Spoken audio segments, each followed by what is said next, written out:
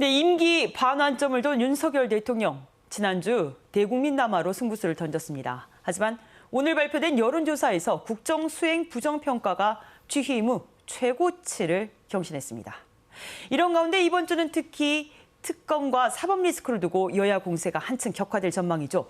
한 주간의 주요 정치 이슈 광주학교 교장 맡고 계시는 송갑석 전 의원과 함께하겠습니다. 어서 오십시오. 네, 안녕하십니까. 윤석열 대통령 어제가 임기 반환점이었습니다. 그런데 이 담화 이후에 비판의 목소리가 속출했어요.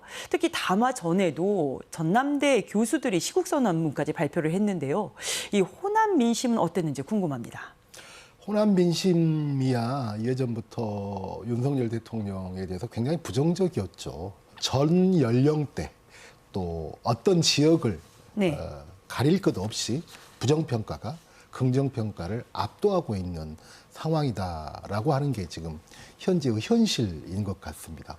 제가 누차 이 프로그램에 나와서도 크게 네 가지 문제점, 위기, 그것을 말씀드리지 않았습니까? 첫 번째가 김건희 여사 리스크, 두 번째가 최상병 특검 관련된 리스크, 세 번째가 의료 대란, 네 번째가 극우 또 부실 인사들 임명에 대한 이 네 가지 문제가 있는데 이 네 가지 문제들이 하나도 해결되지 못하고 계속 곪고 있고 거기에 이제 소위 말하는 명태균 리스크와 겹쳐지면서 김건희 여사의 문제가 폭발을 하고 있는 이런 형국이다라고 생각을 합니다.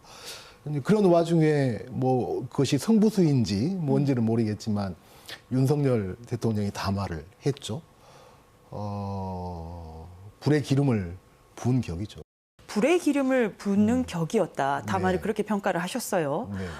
이번 주 목요일은 김건희 여사 특검법이 세 번째로 국회 본회의에 오릅니다. 네. 이 더불어민주당은 국민의힘이 말하는 이른바 독소 조항을 빼겠다라면서 수정안을 냈어요. 수정을 내겠다라고 했죠. 어떻게든 특검법을 처리하겠다라는 의지가 보이는데 궁금한 것이요. 무엇이 빠지고 무엇이 핵심입니까? 어쨌든 이 문제에 대해서 여야 간에 좁혀야 되기 때문에 그다음에 어쨌든 또 특검에 대한 국민들의 여망이 크고 그래서 13개를 3개 정도로 딱 좁힌 겁니다.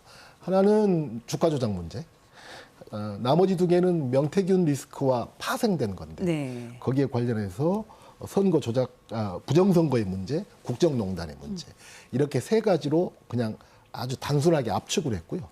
또 하나는 특검을 임명 권한, 특검 추천 권한을 어떻게 할 거냐.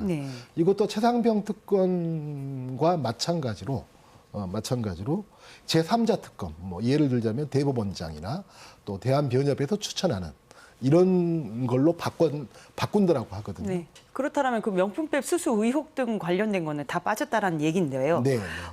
그러면 여권에서도 특검에 반대할 명분이 없도록 하겠다라는 겁니다. 맞습니다. 그렇다면 국민의힘에서 이탈표가 생길 것으로 보이십니까? 이제 28일이죠. 14일 날 본회의를 통과하고 대통령 책상 앞에 가면 뭐 당신의 부인을 너무나 끔찍하게 사랑하는 대통령은 거부권을 행사를 할 거고요. 그럼 다시 국회로 넘어와서 재표결이 되는데 그게 11월 28일 정도로 예상이 됩니다. 그랬을 때 그러면 이제 세 번째 재표결이 됩니다. 첫 번째 재표결 때는 국민의힘에서 1표의 이탈표가 나왔습니다. 두 번째 재표결 때는 4표의 이탈표가 나왔죠. 그랬을 때 11월 28일에 될 것 같은 재표결이 예상되는데 그때는 어느 정도의 이탈표가 나올까? 저는 국민의힘이 더 이상 이 문제에 거부권을 행사하거나 이러기가 쉽지 않다라고 생각하고 저는 적어도 8명 이상의 이탈표가 나올 가능성이 높지 않겠느냐라고 생각합니다. 이탈표 8명 이상으로 예상을 하셨습니다. 알겠습니다. 특별감찰관 논의 지금 여권에서는 어떻게 진행이 되고 있습니까? 지금 뭐 이번 주에 국민의힘 의총을 통해서 그 문제를 논의한다고 하지 않습니까?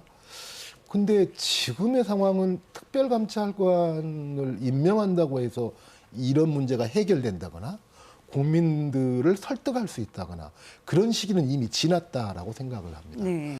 지금 계속적으로 발표되는 여론조사를 보면 그 전에는 윤석열 대통령에 대한 지지도가 많이 빠짐에도 불구하고 국민의힘의 지지도는 일정하게 유지가 됐었거든요.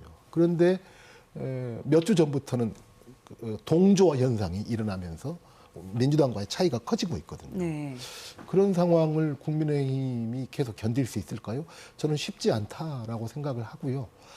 결국은 뭐 대통령에 대한 탈당을 요구한다거나 아니면 대통령이 먼저 탈당을 한다거나 이 갈등은 피할 수 없는 국면이고요.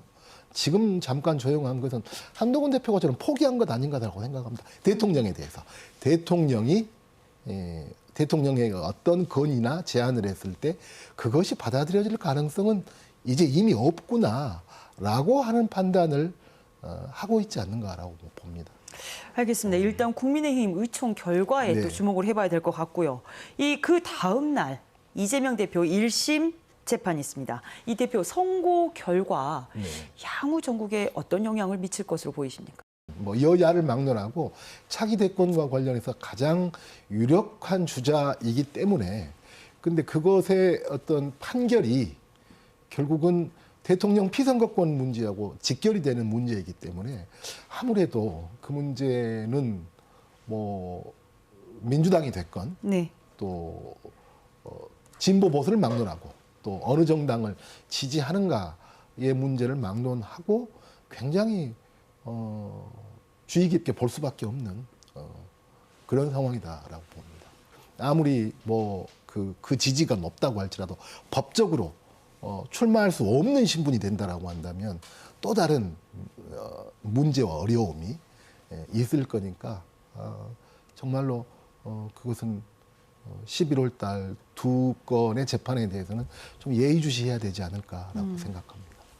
알겠습니다. 다음 주 저희 주간 정치 시간에는 굉장히 할 말이 많겠습니다. 시간 관계상 오늘 말씀은 여기까지 듣도록 하겠습니다. 네, 지금까지 송갑석 전 의원이셨습니다. 감사합니다.